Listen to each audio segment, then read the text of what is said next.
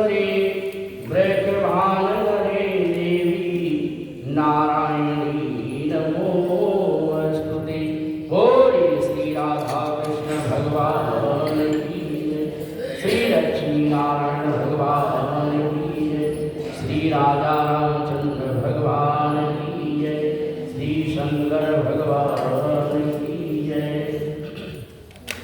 श्रीमन्नारायण नारायण नारायण भगवान नारायण नारायण नारायण लक्ष्मी नारायण नारायण नारायण कृष्ण नारायण नारायण नारायण राधे नारायण नारायण नारायण हरि नारायण नारायण नारायण शंकर नारायण नारायण नारायण माता नारायण नारायण नारायण भगवान नारायण नारायण नारायण विष्णु नारायण नारायण नारायण विष्णु नारायण नारायण नारायण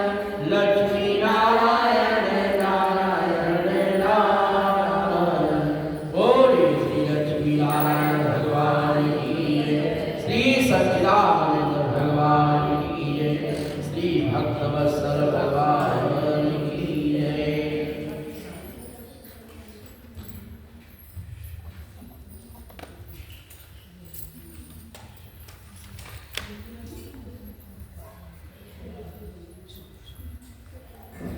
बोले श्री कार्तिक महापुरुष कथा की जय। 26वां अध्याय। नारद जी ने कहा कि देवगणों के ऐसे वचन सुन करके धर्मदत्त ने कहा कि सब मनुष्य भगवान विष्णु की प्रसन्नता के लिए विधिवत आराधना यज्ञ दान व्रत तीर्थ तथा तपस्या आदि करते हैं, किंतु कोई ऐसा सरल उपाय बताइए कि जिसके करने से इन सब का फल प्राप्त हो। बोलिए श्री लक्ष्मी नारायण भगवान की जय।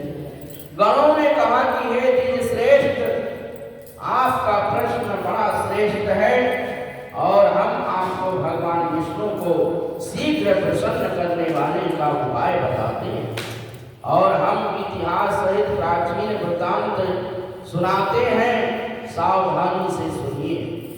प्राचीन काल में कांचीपुरी में चोल नामक चक्रवर्ती राजा राज्य करता था और उसी के नाम से उसके देश का नाम भी चोल ही प्रसिद्ध था।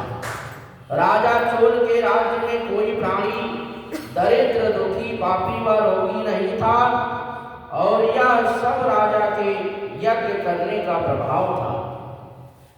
ताम्रपर्णी नदी के दोनों किनारों पर सोने के यज्ञ स्तंभ सुशोभित थे।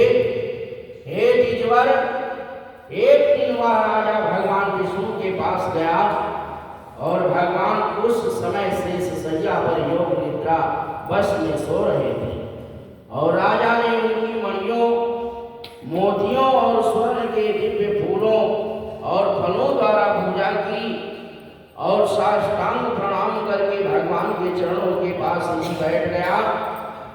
थोड़ी देर के बाद राजा ने अपनी नगरी कांचीपुरी के ब्राह्मण विष्णुदास को वहां आते हुए देखा। विष्णुदास भगवान की पूजा के लिए तुलसी दल और जल लिए हुए था और विष्णुदास ने वहां आकर के भगवान को विष्णु स्तोत्र मंत्रों द्वारा स्नान करवा करके मंजरी तथा दलों से उनका विधि पूर्वक पूजन किया और विष्णुदास के चढ़ाए हुए तुलसी दल से राजा के चढ़ाए हुए मणि मोतियों व स्वर्ण के फूल ढक गए। राजा यह देख करके क्रोध में भर करके बोला कि ढोंगी मूर्ख, तूने मेरी चढ़ाई हुई मणियों मोतियों व सोने के फूलों को तुलसी दल व आपने सादे फूलों से ढक दिया है। तू बेचारा भला भक्त करना या भक्ति करना क्या जाने, तूने मेरे किए हुए श्रृंगार को बिगाड़ दिया है। राजा की बात सुन करके विष्णुदास को भी क्रोध चढ़ा और वह राजा के गौरव को तुच्छ समझकर कहने लगा कि हे राजन, तुम भक्ति करना नहीं जानते हो, तुमको अपने धन का घमंड है। बोलिए श्री लक्ष्मी नारायण भगवान की जय। बताओ, आज से पहले तुमने भगवान के कितने व्रत किए हैं? देवगण ने कहा कि हे ब्राह्मण के ऐसे वचन सुन करके राजा ने घमंड से हंस करके कहा कि हे विप्र, भगवान की भक्ति के अभिमान से यदि तू ऐसी बात कह रहा है तो मैं पूछता हूँ कि तेरे जैसे भिखमंगे ब्राह्मण में भगवान की भक्ति ही कितनी है? क्योंकि तुमने आज तक भगवान की प्रसन्नता के लिए कुछ भी नहीं किया, ना तो कोई मंदिर ही बनवाया है, ना तो तुमने भला इस प्रकार की भक्ति का जैसे कि तुम कर रहे हो क्या गर्व कर सकते हो? यहाँ कितने भी ब्राह्मण बैठे हैं, मेरी बात को ध्यान पूर्वक सुने और देखें कि भगवान विष्णु के दर्शन मुझे होता है या तुझे। इसके बाद दोनों की भक्ति के संबंध में आप लोग जान लेंगे। देवगण ने कहा, ऐसा कह करके राजा अपने महल को चला गया और वहां जा करके उसने अपने पुरोहित मुदगल को आचार्य बना करके और विष्णु यज्ञ आरंभ कर दिया। बोलिए श्री लक्ष्मी नारायण भगवान की जय। उसने उस यज्ञ में अनेकों ऋषि महर्षियों को बुलाया और उनको बहुत सा अनाज और नकदी आदि दक्षिणा दी, जो यज्ञ पहले ब्रह्मा जी ने किया था। बोलिए श्री लक्ष्मी नारायण भगवान की जय। श्री हरि नारायण भगवान की जय। वही यज्ञ राजा चोल ने अपनी नगरी चोल में किया।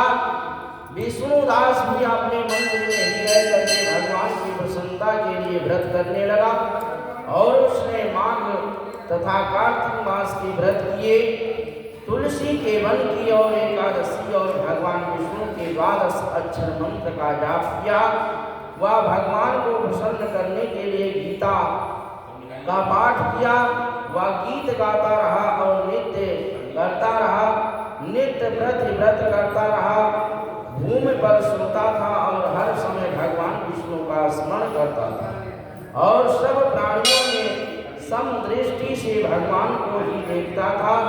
और उसने भगवान को प्रसन्न करने के लिए माघ तथा कार्तिक के व्रत भी किए और उन व्रतों के नियमों का पालन भी किया और उद्यापन भी किया।